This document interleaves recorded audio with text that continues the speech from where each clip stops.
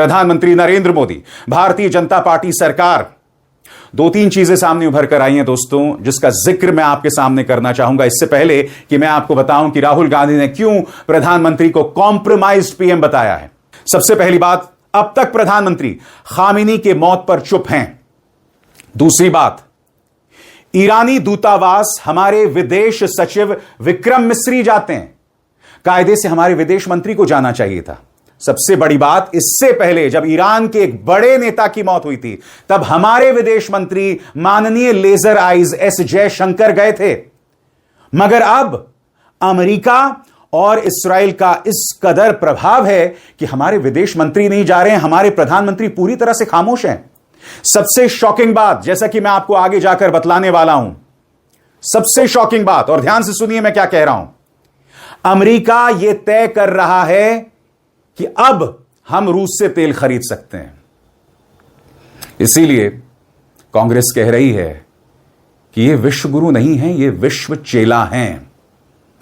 अपने आप में यह बयान थोड़ा कठोर हो सकता है, मगर मुझे बताइए ना, जब श्रीलंका ईरानी जहाज की मदद कर रहा है, आप जानते हैं सिर्फ मैं उस जहाज की बात नहीं कर रहा हूं, मैं सिर्फ IRIS देना की बात नहीं कर रहा हूं, मैं बात एक और ईरानी जहाज की कर रहा हूं जिसका नाम बुशहर है। श्रीलंका उसकी मदद कर रहा है क्योंकि बुशहर जहाज के जो नौसैनिक है वो जानते हैं कि अगर वो समुद्र में जाएंगे तो अमेरिका टॉर्पीडो से उन पर हमला करेगा।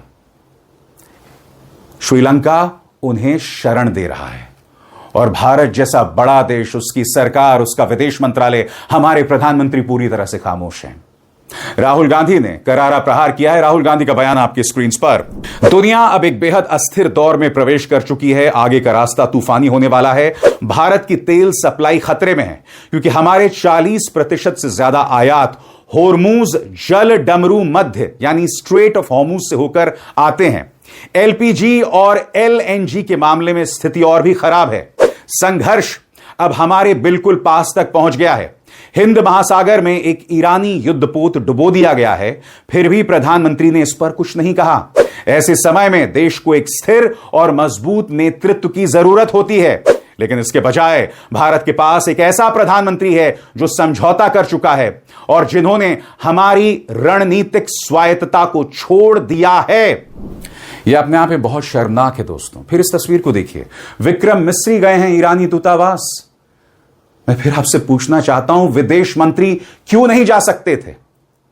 और ऐसा नहीं है कि इससे पहले विदेश मंत्री गए नहीं हैं। यह देखिए, 21 मई 2024 की यह तस्वीर है। एस जयशंकर खुद कह रहे हैं कि मैं ईरानी दूतावास गया था और प्रेसिडेंट इब्राहिम राइसी और मेरे सहयोगी विदेश मंत्री हुसैन अमीर अब्दुल्ला के मौत पर मैंने अपना शोक व्यक्त किया। ऐसा एस जयशंकर ने 21 मई 2024 को किया था। मगर अब कौन जा रहा है? हमारे विदेश सचिव जा रहे हैं। प्रधानमंत्री अब तक खामोश हैं और अमेरिका हर गुजरते लम्हे के साथ भारत के साथ दबंगई कर रहा है। प्रधानमंत्री नरेंद्र मोदी की बाह मरोड़ने की कोशिश कर रहा है। आखिर क्यों? और इस मुद्दे पर मेरी दो टूक सुनिए, मेरे क्या विचार हैं। प्रधानमंत्री खुद शोक क्यों नहीं जता रहे या इस पर टिप्पणी क्यों नहीं कर रहे? अगर वो खुद फोन करके खाड़ी देशों से उनकी संप्रभुता के उल्लंघन की निंदा कर सकते हैं, तो फिर ईरान के प्रमुख नेता की हत्या पर शोक क्यों नहीं जता सकते?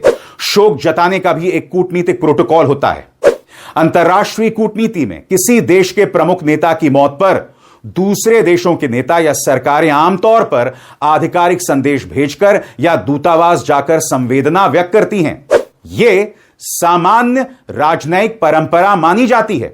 हाल की रिपोर्टों के अनुसार भारत की ओर से बाद में विदेश सचिव ने ईरानी दूतावास जाकर सरकार की तरफ से शोक संदेश दर्ज किया।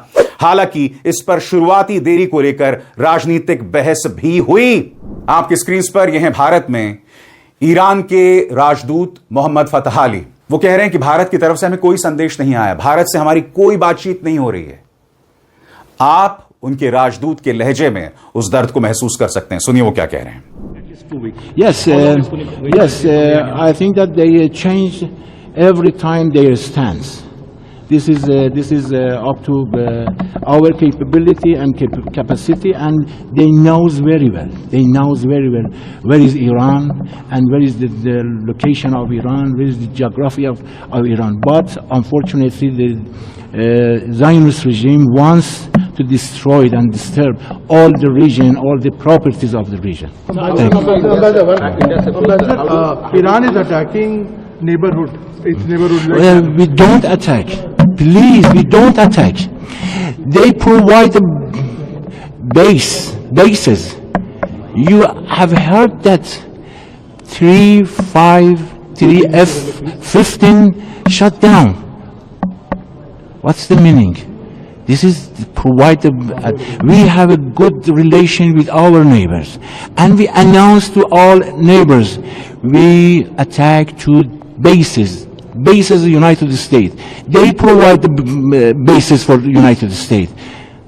My brother, from these bases, targeted my elementary school.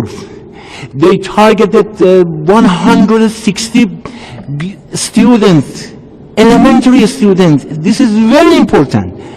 We have a good relation with our neighbors, and we announce that, and they knows very well we attack only the bases. Are you in touch with the Indian side? Are you in touch with the Indian side? Are you in touch with the Indian side? No. We have no anything. We have no any negotiation. We have no any send message, and because they started. No, with the Indian side. Have you spoken to the Indian side? Your conversation with the Indian side? You can ask from the Indian side. Yeah. How do you see it? और यही वजह है कि कांग्रेस कह रही है कि विश्व गुरु नहीं, विश्व चेला, और प्रधानमंत्री ने हमारे तमाम जो हित हैं उसके साथ समझौता कर लिया। क्या कह रहे हैं पवन खेरा, सुना जाए। अभी कुछ दिनों पहले जब बजट सेशन चल रहा था तो यह बात तो साबित हो गई कि प्रधानमंत्री कॉम्प्रोमाइज्ड हैं, प्रधानमंत्री दबाव में हैं, प्रधानमंत्री एप्स्टीन के दबाव में हैं, गौतम अदानी के केस के दबाव में हैं। किस दबाव में हैं? अब ये अगर कौन बनेगा करोड़पति में ये 2-3 ऑप्शन भी दें तो सारी ऑप्शन सही साबित होंगी, उसमें आप जो भी टिक कर दोगे सही होगा। लेकिन जो अभी कुछ दिनों पहले हुआ वो किसी की भी समझ के बाहर है। प्रधानमंत्री इजराइल गए तो वहां शुरू कीजिए कि क्यों गए साहब,